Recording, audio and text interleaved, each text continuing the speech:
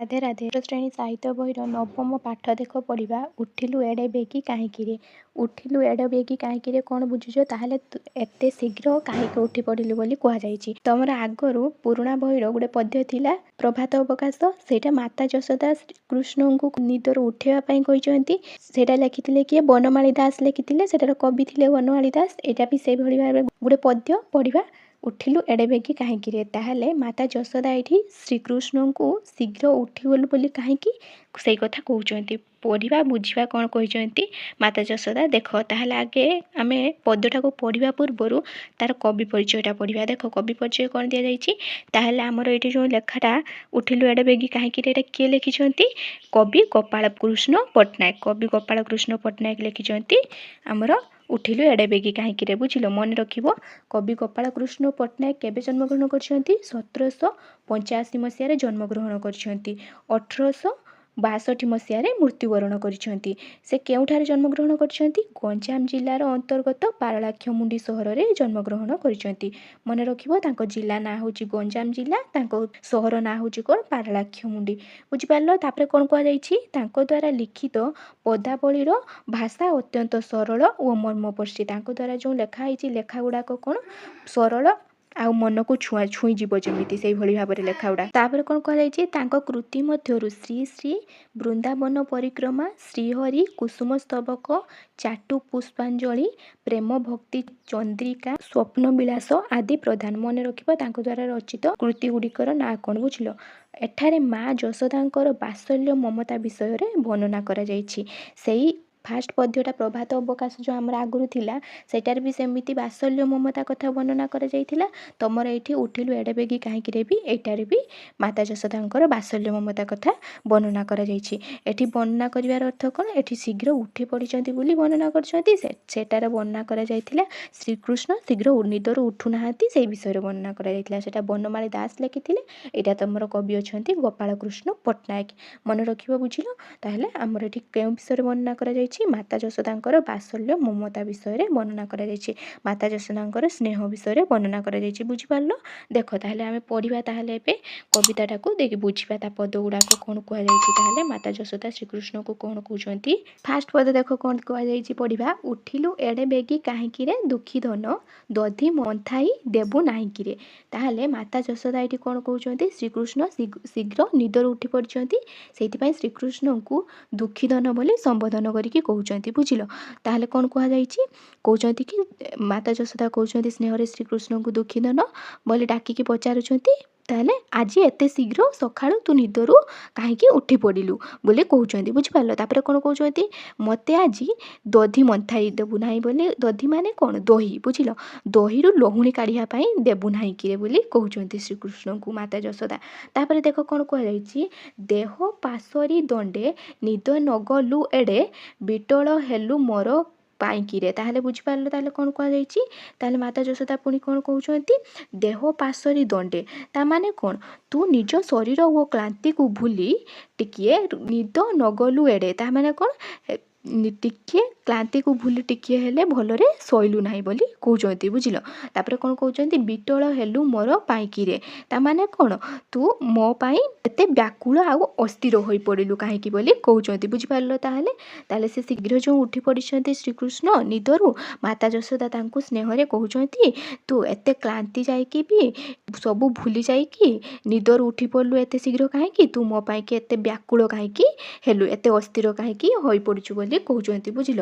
ତାପରେ ଦେଖ କ'ଣ କୁହାଯାଇଛି। ତାପରେ ପଦ ଆମର ଖେଳିବୁ ରାମ ତୁଲେ ପଛେ ରାତି ପାହିଲେ, ଶୁଆଇ ଦେବି ଗୀତ ଗାଇକିରେ। ତାହେଲେ ମାତା ଯଶୋଦା ଏଇଠି କ'ଣ କହୁଛନ୍ତି?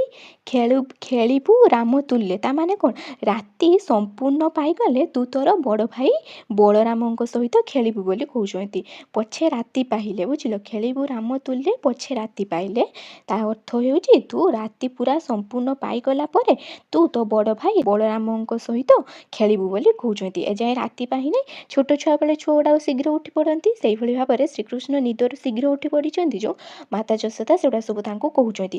ଶୁଆଇ ଦେବି ଗୀତ ଗାଇକିରେ, ତାହେଲେ ତୋତେ ମୁଁ ବର୍ତ୍ତମାନ ଟିକେ ତୁ ଶୋଇପଡ଼, ମୁଁ ତୋତେ ଗୀତ ଗାଇକି ଶୁଆଇ ଦେବି। ବୁଝିଲ, କହୁଛନ୍ତି ମାତା ଯଶୋଦା ଶ୍ରୀକୃଷ୍ଣଙ୍କୁ। ତାପରେ କ'ଣ କହୁଛନ୍ତି, ମନ୍ଥିବି ମୁଁ କେମନ୍ତ ଖୁଆ ଦଣ୍ଡରୁ ହାତ, ଛାଡ଼ ଦେଉଛୁ ସ୍ୱର ଖୋଇକିରେ। ବୁଝିଲ, ତାହେଲେ କ'ଣ କହୁଛନ୍ତି, ମନ୍ଥିବି। ମନ୍ଥିବି ମାନେ କ'ଣ, ଯେଉଁ ଲହୁଣୀ ମନ୍ଥନ କରନ୍ତି। ବୁଝିଲ, ଲହୁଣୀ ବାହାର କରନ୍ତି, ଦହି ମନ୍ଥୁଥାନ୍ତି। ବୁଝିଲ, ତାକୁ କୁହାଯାଉଛି କୃଷ୍ଣଙ୍କୁ ମନ୍ଥନ ଦଣ୍ଡ, ମାନେ ଦହି ମନ୍ଥୁଥିବା କାଠିକୁ ଧରି ପକାଉଥିଲେ। ସେଥିପାଇଁ ମାତା ଯଶୋଦା ତାଙ୍କୁ କ'ଣ କହୁଛନ୍ତି, ତୁ ମନ୍ଥନ ଦଣ୍ଡରୁ ହାତ ଛାଡ଼ୁନାଉ, ତାହେଲେ ତୁ ମନ୍ଥନ ଦଣ୍ଡଟାକୁ ଧରି ପକାଉଛୁ, ବାଡ଼ିଟାକୁ, ଯେଟାକୁ ଯେଉଁ ବାଡ଼ି ଲହୁଣୀ ଘୁରେଇକି ଲହୁଣୀ ବାହାର କରନ୍ତି ବାଡ଼ିଟାର, ସେ ବାଡ଼ିଟାକୁ ଧରି ପକାଉଛନ୍ତି ଶ୍ରୀକୃଷ୍ଣ ଛୋଟ ପିଲା।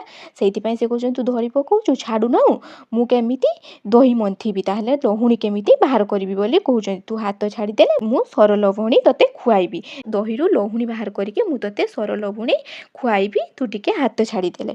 ବୁଝିଲ, କହୁଛନ୍ତି ମାତା ଯଶୋଦା। ତାହେଲେ ଶ୍ରୀକୃଷ୍ଣ ମାତା ଯଶୋଦାଙ୍କୁ ହଇରାଣ କରୁଛନ୍ତି ଛୋଟ ପିଲା। ଶ୍ରୀକୃଷ୍ଣ ମାତା ଯଶୋଦାଙ୍କୁ ଦହିରୁ ଲହୁଣୀ ବାହାର କରିବା ପାଇଁ ଦଉନାହାନ୍ତି, କେଟା ଧରି ପକାଉଛନ୍ତି, ଖୁଆ ଦଣ୍ଡକୁ ଧରି ପକାଉଛନ୍ତି। ତାହେଲେ ଲହୁଣୀ ବାହାର କରିବା ବାଡ଼ିଟାକୁ ଧରି ପକାଉଛନ୍ତି। ବୁଝିପାରିଲ ଏତିକି ଯାଇ। ତାପରେ ଦେଖ, ତାପରେ ପଦ କ'ଣ କୁହାଯାଇଛି ଆମର, ଆହା ଏ କି ପ୍ରମାଦ ଛନ୍ଦନା ବାବୁ ପାଦ, ଡାକ ଯା ବଳରାମ ଭାଇକିରେ। ବୁଝିପାରିଲ, ତାହେଲେ କ'ଣ କୁହାଯାଇଛି, ଆହା ଏ କି ପ୍ରମାଦ, ତାର ଅର୍ଥ କ'ଣ, ଆହା ଏ କି ଅସୁବିଧା ହେଲା ବୋଲି କହୁଛନ୍ତି। ଛନ୍ଦନା ବାବୁ ପାଦ, ତାହେଲେ ତାର ଅର୍ଥ କ'ଣ, ତୋର କମଳ ପାଦ କ'ଣ ହେଇଛି, ଡାକ ଯା ବଳରାମ ଭାଇକିରେ। ତାହେଲେ କ'ଣ କୁହାଗଲା, ତୋର କମଳ ପାଦ ଦହି ହାଣ୍ଡିର ଦଉଡ଼ି ବା ଅନ୍ୟ କୌଣସି ଜିନିଷରେ ଛନ୍ଦି ହେଇଯାଉଛି, ଯା ତ ବଳରାମ ଭାଇଙ୍କୁ ଡାକି ଆଣିବୁ ବୋଲି କହୁଛନ୍ତି। କିଏ, ମାତା ଯଶୋଦା କହୁଛନ୍ତି ଶ୍ରୀକୃଷ୍ଣଙ୍କୁ। ବୁଝିଲ, ହଇରାଣ କରିବା ସମୟରେ ମାନେ ସେ କହୁଛନ୍ତି କି ତୋ ପାଦରେ ହେଲା ଛନ୍ଦି ହେଇଯାଉଛି ଦଉଡ଼ି, ତାହେଲେ ତୁ ତ ବଳରାମ ଭାଇକୁ ଯାହା ଡାକି ଆଣିବୁ, ତାଙ୍କୁ ଟିକେ ପଠେଇ ଦେଉଛନ୍ତି। ଛୁଆମାନେ ବଦମାସି କଲେ କ'ଣ କରନ୍ତି, ଆଇ ସିଆଡ଼େ ଯା ସିଆଡ଼େ ଯା ଏମିତି କହିଦିଅନ୍ତି, ଭୁଲେଇ ଦିଅନ୍ତି। ସେଇଭଳି ଭାବରେ ମାତା ଯଶୋଦା ଶ୍ରୀକୃଷ୍ଣଙ୍କୁ କହୁଛନ୍ତି, ତାହେଲେ ତୁ ତୋ ବଡ଼ ଭାଇ ବଳରାମଙ୍କୁ ଯା ଡାକି ଆଣିବୁ ବୋଲି କହୁଛନ୍ତି। ତାପରେ କ'ଣ କୁହାଯାଇଛି, ମନ୍ଥନ ଘଟେ ହାତ ପୁରାଇ ନବନୀତ, କାଢ଼ୁ ବୋଲନ୍ତି ହେବୁ ବାଇକିରେ। ତାହେଲେ କ'ଣ କୁହାଯାଇଛି, ଏଠି ଯେଉଁ କୁହାଗଲା ମନ୍ଥନ ଘଟେ ହାତ, ମନ୍ଥନ ଘଟେ ହାତ, ତାର ଅର୍ଥ କ'ଣ, ମନ୍ଥନ ମାନେ ଆମେ ଯେଉଁ କୁହାହେଉଛି ଯେଟାକ ଦହି ବୁଲେଇବାକୁ। ବୁଝିଲ, ମନ୍ଥନ ହାଣ୍ଡି, ଦହି ହାଣ୍ଡି। ବୁଝିଲ, ଦହି ହାଣ୍ଡିକୁ କୁହାଗଲା ଏଠି ମନ୍ଥନ ଘଟ। ସେଇଟା କ'ଣ କୁହାଯାଇଛି, ମନ୍ଥନ ଘଟେ ହାତ। କୃଷ୍ଣ ନିଜ ଦହି ହାଣ୍ଡି ଭିତରେ କ'ଣ କରୁଛନ୍ତି, ହାତ ପୁରାଇ ଦେଉଛନ୍ତି ଲହୁଣୀ ପାଇଁ।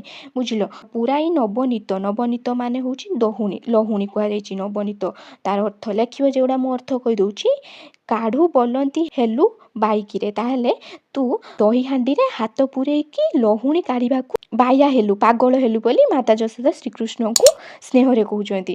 ତାହେଲେ ଛୋଟ ପିଲା ଶ୍ରୀକୃଷ୍ଣ ମାତା ଯଶୋଦାଙ୍କୁ ହଇରାଣ କରୁଛନ୍ତି ଦହି ବୁଲେଇଲା ବେଳେ, ସେ ହାତ ପୂରେଇ ଦେଉଛନ୍ତି ଲହୁଣୀ ଭିତରେ, ଯାଇକି ଦହି ହାଣ୍ଡି ଭିତରେ, ସେଗୁଡ଼ାକ କହୁଛନ୍ତି ତୁ ବାୟା ହେଲୁ, ପାଗଲା ହେଲୁ, ହାତ ପୂରେଇ ଦେଉଛୁ ଆସିକି, ସେଗୁଡ଼ାକ ସେ ଖୁସିରେ କହୁଛନ୍ତି। କାହାକୁ କହୁଛନ୍ତି, ଶ୍ରୀକୃଷ୍ଣକୁ କହୁଛନ୍ତି ମାତା ଯଶୋଦା। ବୁଝିଲ, ଏତିକି ଯାଇ ଭଲ ଭାବରେ ବୁଝିପାରିଲ ପଦ ଗୁଡ଼ାକ। ତାପରେ ଦେଖ, ତାପରେ ପଦ କ'ଣ କୁହାଯାଇଛି, ତୁଚ୍ଛା ହାତଟା ଖାଇ ନାଚୁଛୁ କାହିଁ ପାଇଁ, ସୁଖୀ ଯିବୁ ନ ଚାହାଁ ଛାଇକିରେ। ତାହେଲେ କ'ଣ କହୁଛନ୍ତି, ମାତା ଯଶୋଦା ଶ୍ରୀକୃଷ୍ଣଙ୍କୁ କହୁଛନ୍ତି, ଖାଲି ହାତଟାକୁ କାହିଁକି ପାଟିରେ ଦେଇକି ଲହୁଣୀ ସ୍ୱାଦରେ ତୁ କାହିଁକି ନାଚୁଛୁ, ମାନେ ହାତରେ ଲହୁଣୀ ଲାଗି ନାହିଁ କିନ୍ତୁ ହାତଟା ପାଟିରେ ପୁରେଇ ଦେଉଛୁ, ଦେଇକି ଲହୁଣୀ ଖାଇଲା ରକମ ନାଚୁଛୁ କାହିଁକି ବୋଲି ମାତା ଯଶୋଦା ଶ୍ରୀକୃଷ୍ଣଙ୍କୁ କହୁଛନ୍ତି। ଆଉ କ'ଣ କହୁଛନ୍ତି, ସୁଖୀ ଯିବୁ ନ ଚାହାଁ ଛାଇକିରେ। ତାହେଲେ ସେ କ'ଣ କହୁଛନ୍ତି, ଖରାରେ ନ ବୁଲିକି ଟିକେ ଛାଇକୁ ନ ଚାହିଁକି ରହ, ନଚେତ୍ ଖରାରେ କ'ଣ ହବୁ, ଶୁଖିଯିବୁ ତୁ, କହୁଛନ୍ତି ମାତା ଯଶୋଦା। ତାହେଲେ ରୁଗା ହେଇଯିବୁ ବୋଲି ସେ କହୁଛନ୍ତି ମାତା ଯଶୋଦା, ଛାଇକୁ ଚୁଗାଇକି ଅନଉଛୁ ବୋଲି ସେ କହୁଛନ୍ତି। ବୁଝିପାରିଲ, ତାହେଲେ କ'ଣ କୁହାଗଲା। ତାପରେ ଦେଖ କ'ଣ କୁହାଯାଇଛି, ଗୃହ କୃତ୍ୟ ପକାଇ ବସିଥିବି ଏକାଇ, ନିଶି ଦିନ ତୋତେ କାଖେଇକିରେ। ତାହେଲେ କ'ଣ କହୁଛନ୍ତି, ଗୃହ କୃତ୍ୟ ମାନେ ବୁଝିପାରୁଛ, ଗୃହ କେଟାକୁ କୁହାଯାଏ, ଘରକୁ କୁହାଯାଏ ଗୃହ।